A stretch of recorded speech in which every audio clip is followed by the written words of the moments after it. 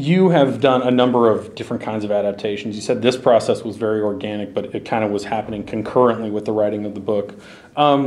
You know, are you interested in the idea as much as writing something that is purely original, or is even the idea of originality in terms of the variety of sources that you can get inspiration from kind of subjective in Hollywood, where everything kind of has like this network of influences and inspirations? Well, yeah, it's actually much harder these days to pitch an original idea in Hollywood. You've got to somehow be a bit of a producer yourself as a writer. You have to have elements attached, either a star or a director, before you get genuine interest, mostly from a studio.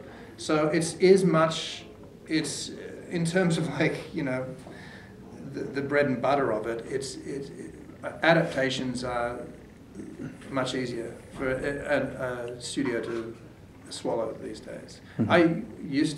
I had pitched a lot of original ideas to studios in the past, and was commissioned. I had my screenplays commissioned, but it just doesn't happen as much anymore. Mm-hmm. They're just more interested in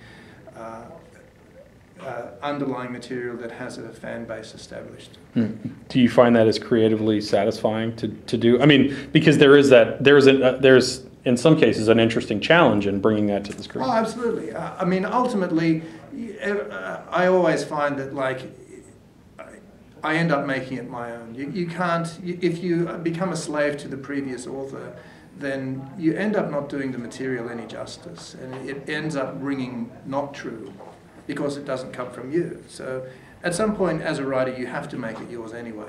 And that's really liberating when you get to that point. And it always takes a draft or two to get to that point where you're no longer feeling that obligation to the original author. But I do think I find it regretful that studios aren't so interested in original ideas anymore.